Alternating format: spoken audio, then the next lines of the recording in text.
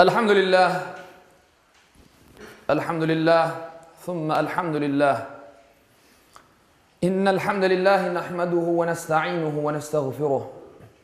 Ve na'udhu billahi min şururi enfusina ve min seyyiati a'malina. Men yehdihillahu fela mudille leh ve men yudlil fela hadiye leh. Neşhedü en la ilahe illallah vahdehu la şerike leh. ونشهد أن سيدنا وسندنا ومولانا محمدا عبده وحبيبه ورسوله أما بعد فيا عباد الله اتقوا الله وأطيعوا إن الله مع الذين اتقوا والذين هم محسنون قال الله تعالى في محكم كتابه الكريم بسم الله الرحمن الرحيم وكلوا واشربوا حتى يتبين لكم الخيط الأبيض من الخيط الأسود من الفجر. Sadakallahul azim. Saygılı Müslümanlar, rahmet ve bereketle dolu mübarek Ramazan ayına yetiştik. Allah'ımıza şükürler olsun. Bu ay sabır ayıdır. Bu ay günahlardan temizlenmek ayıdır. Bu ay şeytanlar zincirlerle bağlanan aydır.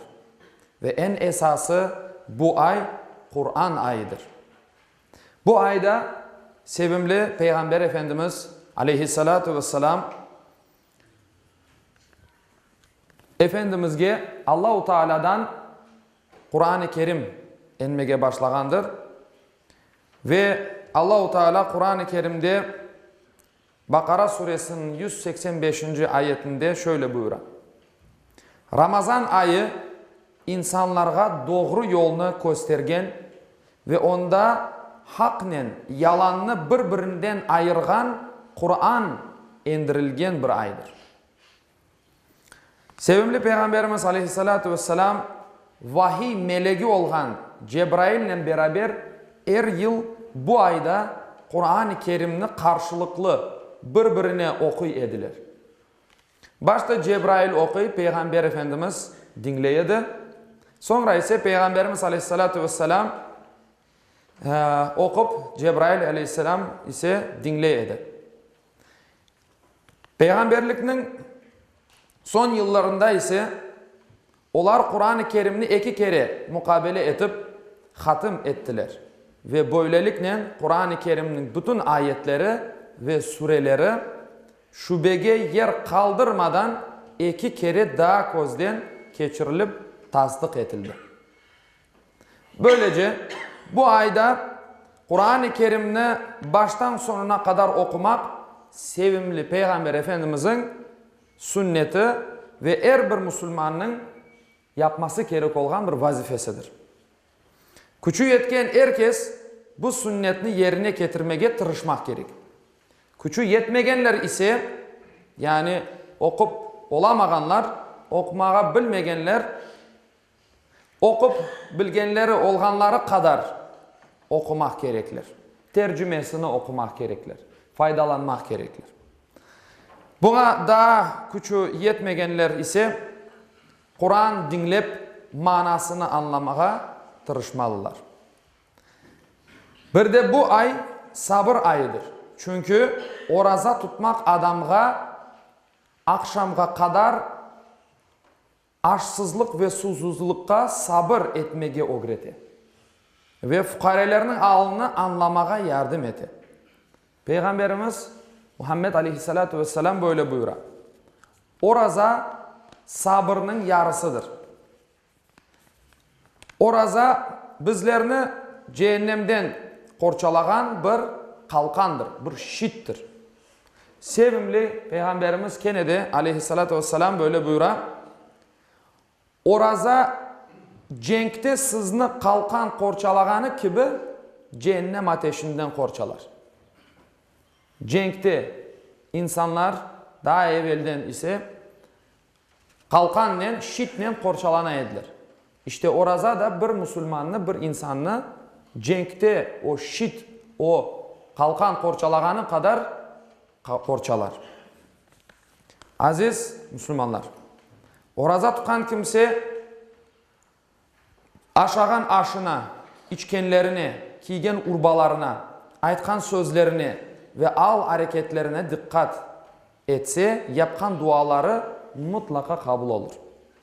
Peygamber Efendimiz aleyhissalatu vesselam buyurgan, 3 kimsenin duası mutlaka kabul olur.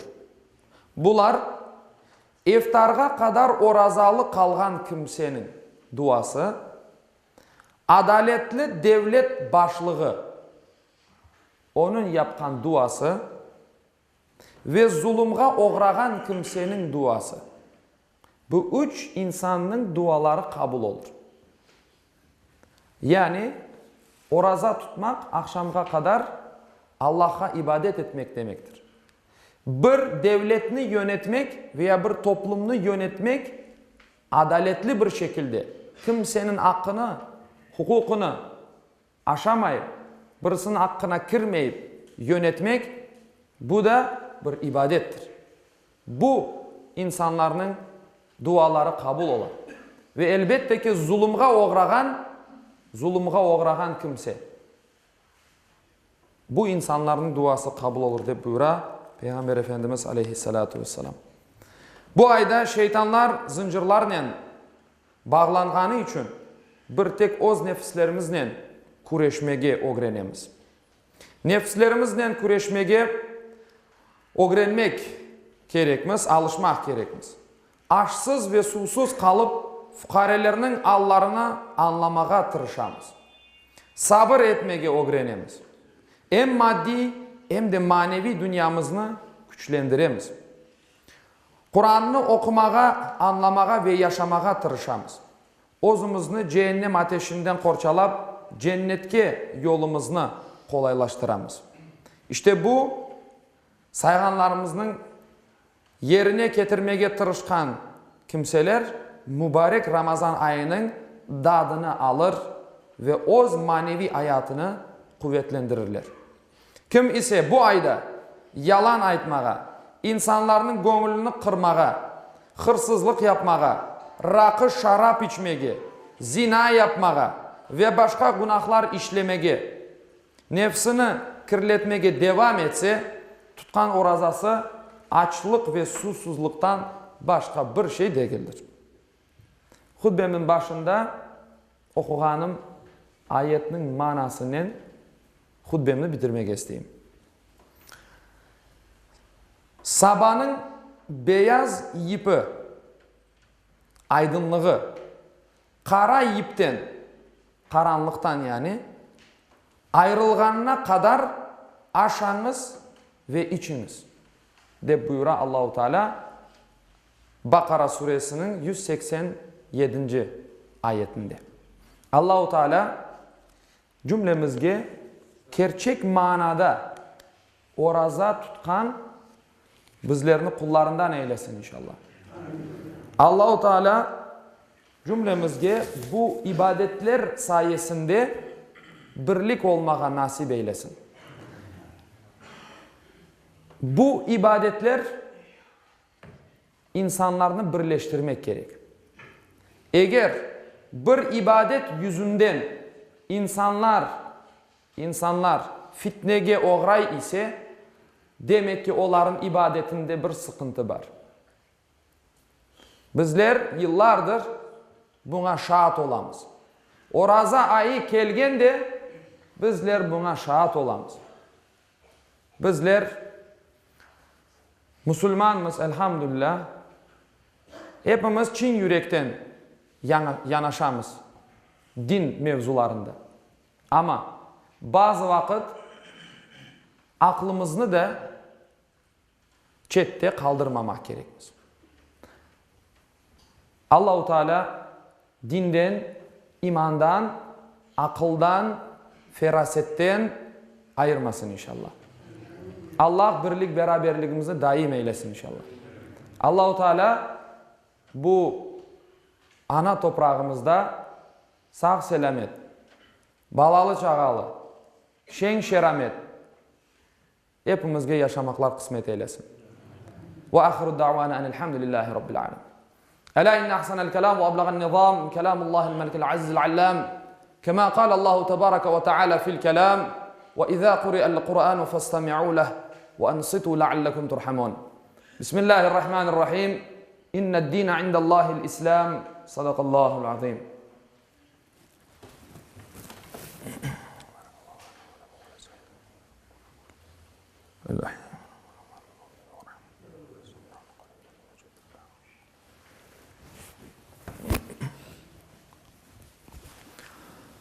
الحمد لله حمد الكاملين، والصلاة والسلام على رسولنا محمد وعلى آله وصحبه أجمعين، تعظيما لنبيه وتكريما لفخامة شان شرف صفيه. فقال عز وجل من قائل مخبرا وآمرا: إن الله وملائكته يصلون على النبي يا أيها الذين آمنوا صلوا عليه وسلموا تسليما. اللهم صل على محمد وعلى محمد كما صليت على إبراهيم وعلى آل إبراهيم إنك حميد مجيد. اللهم بارك على محمد وعلى آل محمد كما باركت على إبراهيم وعلى آل إبراهيم إنك حميد مجيد. اللهم وارض عن الأربعة الخلفاء سيدنا أبي بكر وعمر وعثمان وعلي ذوي الصدق والوفاء، وعن الأنصار والمهاجرين والتابعين إلى يوم الجزاء، وعن كافة المؤمنين والمؤمنات والمسلمين والمسلمات الأحياء منهم والأموات بفضلك ورحمتك إنك سميع قريب مجيب الدعوات برحمتك. عباد الله، إن الله يأمر بالعدل والإحسان وإيتاء ذي القربى وينهى عن الفحشاء والمنكر والبغي يعظكم لعلكم تذكرون. ولذكر الله أكبر والله يعلم ما تصنعون. Okuğanım ayette Yüce Allah şöyle buyurar: Şüphesiz Allah adaletini, yaxşılık yapmakını ve soy-sopka yardım etmekini emir eter. Edepsizlik, fenalık, isyan etip zulüm işlemekini de yasaklar. Tuşunup uymanız için sizlerge nasihat verir. Cumanız hayırlı ve mübarek olsun inşallah.